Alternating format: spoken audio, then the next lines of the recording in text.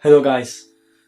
So today I want to talk about Chinese, specifically learning Chinese, because Chinese is such a different language to what we are used to that you should approach it differently. So I will talk about some tips that you should apply when learning Chinese, and also some resources for all type of learners, because actually I have tried a lot of methods for learning Chinese. I have been learning Chinese for quite a while, almost 2 years. My level is not good, I can tell you. I'm, if I'm being honest, but yeah, I will try to give you my honest view about this topic. Okay, first of all, I will tell you that you should not try to avoid characters, okay? Characters give Chinese a picture. You can learn the culture through these characters, okay? And not only you are not learning the culture, but you are also not helping yourself, because let's pick a word here. Let's say, for example, here, go, okay, mouth. You maybe know mouth. Maybe here, let's okay. This is a very well example, very good example. Okay, you have out, to go out, and then you have mouth. Okay, so maybe you know these two and you see them together. So you see mouth, exit, and go out. What do you think about? Maybe it's an exit. So yeah, then you go to the subway and see exit, subway, exit. Okay, you go. Okay. So this is a very important reason why you should not avoid characters. And in Western libraries, it's very common to see that books don't even show characters. They only show you the sounds, and it makes no sense. I tell you, you are wasting your time. And now, why are you wasting your time? Very easy. It's very easy. Let's say you get a book. You have a book in Chinese. You cannot understand a single thing. Not even hello. The ni hao. You cannot. You don't even know how this is written. So you cannot. Identify the character. Okay. And the same happens when you write or read in your phone. You are useless. Your Chinese is useless. Okay. Because nowadays you usually speak to someone using your phone, and unless you live in China, you don't have access to a lot of Chinese speakers. Okay, so your phone will be the main source for those people. Okay, who are willing to help you learn Chinese. And for that, I have a very good app, which is HelloTalk. Okay, HelloTalk is an app for talking to strangers, but these strangers are trying to learn your language, and you are trying to learn their mother tongue. Okay. The good thing about this is that even if you don't use the messages, okay, you still have access to a feed of, let's say, posts, okay, written by Chinese people, okay, and this can teach you a lot, not only about the formal Chinese that you can learn in a book, okay. This will teach you about informal Chinese, expressions, and day-to-day words, okay, and expressions, all that you should know, actually. Okay, so apart from that, you should use only 2 apps. Pleco, which is a dictionary, English to Chinese and Chinese to English, and the Google Translate. However, the translator is not great. The only thing that is good about the Google Translator is the tab to translate. Okay, if you go to settings and then tap to translate, okay, then you have this option. Tap to translate should be enabled. Okay, when you enable it, you will have a button that when you copy whatever phrase, it will translate it to you in an overlay, in a pop-up. Okay, this pop-up. Okay, apart from that, you need vocabulary, and you can approach it in several ways. The first way is learning it by level. So let's say you start by the first 3 HSKs, which are the first levels in Chinese. Okay, and you have these apps that are for learning vocabulary, HSK1, HSK2, and HSK3. There are more for the several levels, but I am still a newbie. But when you start with those, you can learn it with games and all. This is a very good app, but it's not really my kind of, not the way I really like. It's not the way I really enjoy learning vocabulary. What I really enjoy is BiliBili. Okay, BiliBili is like the YouTube of China. In China, they have their own set of apps, and BiliBili is like the YouTube. Okay. The good thing about this YouTube is that they have subtitles for a lot of videos.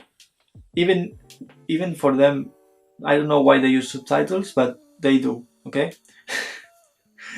and the good thing is that there are a lot of international couples here, which are very funny, and they're not boring. Okay, it's not like the usual recordings you have in school. Okay, like it's things that you would encounter in YouTube. Okay, so for example, this one is Hello Tina. I really like this couple. It's an international couple, an American and a Chinese one. And this channel, I think it's a company even. It's really fun. They make videos, like interviews and everything. They are really funny. I really like them. Okay, I even think they are in YouTube. Anyways, I will leave some channels in the description, because anyway, if not, this video will be very long. And the last way I enjoy learning vocabulary is through cards. Okay, this Anki.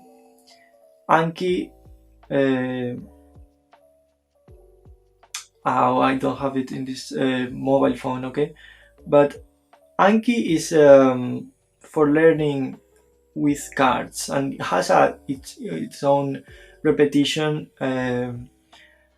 schema, and it's really good. It's really good. The thing is that you can make your own cards, or you can download them from the internet. Okay, and you can import it from your own apps. I have to close this quick, because if not, it will show my files, and I don't want that.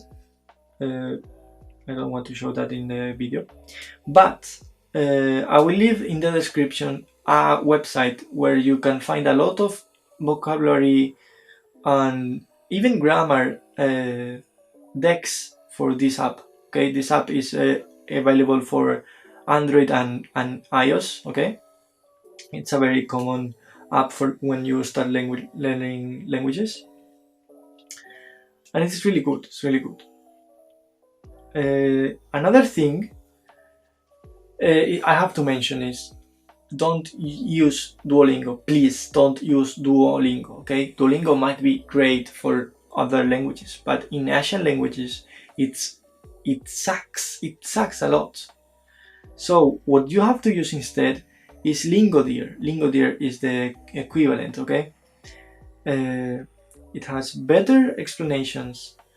It has even videos. Okay, and it has better grammar explanations with a lot of examples. It's really good. Okay, for all Asian languages, use Lingodeer. Okay. Finally, okay, we covered speaking with strangers. We covered vocabulary. The last thing you need is grammar. Okay, you are on a lucky. This is a simple thing in Chinese. Well, at least compared to other grammars, I think Chinese is really easy. Okay, it is not as hard as other languages, in my opinion. And you have this awesome resource, which is the Chinese grammar wiki. Okay, and it has grammar separated by levels. Okay, it is separated by the usual levels we are used to, like A1, A2, B1, B2, and so on, or by HSK. Okay, is the levels used in Chinese. So let's start by A1, and let's pick something. Let's say negation. Okay, and as you can see, it has the structure, some examples, and everything. And I leave that away and start saying that I tried learning by reading books. But the thing is, if this book is not even that hard, it's for kids in China. I bought this in China. Okay, and even if they are simple phrases, I had to make a lot of annotations in order to understand it and everything. So I still am not able to read this. It's very hard for me. So I would stick to the, I don't know if I have mentioned it, but I would stick to the app Do Chinese. Do Chinese is basically free stories which have pronunciation and their pinyin, and you can hover the words and see the translation and which HSK they belong to. They are really good. It is really good resource. It is a really good resource. And that's it, honestly. I don't think you should try any more apps. I have tried a lot of them, and you should try to focus especially on practicing with people. It's the funniest and easiest way to learn the language. I have made quite a lot of friends through HelloTalk and also through my girlfriend, which is Chinese, and I really enjoy talking to them from time to time. In the last note, I want to mention Spotify. Spotify has some great podcasts for learning Chinese. You can find if you find Chinese, you will find a lot of them results. Just find one that you find interesting. Okay, it all depends on your preferences, but there are a lot of them. depending on which. There are ones that focus on vocabulary, others in grammar. There are others which are just conversations between two people. I mean, it all depends on what you prefer. But I gave you a lot of resources, and I hope that I helped some of you, and that you don't make the same mistakes that I made. And yeah, that's it. Good luck on this journey. If you're a Chinese speaker, I don't know why you're watching this, but you can also leave a comment and try to help other ones that are starting right now. And okay guys, leave a like, subscribe, and thank you for watching this video. Bye.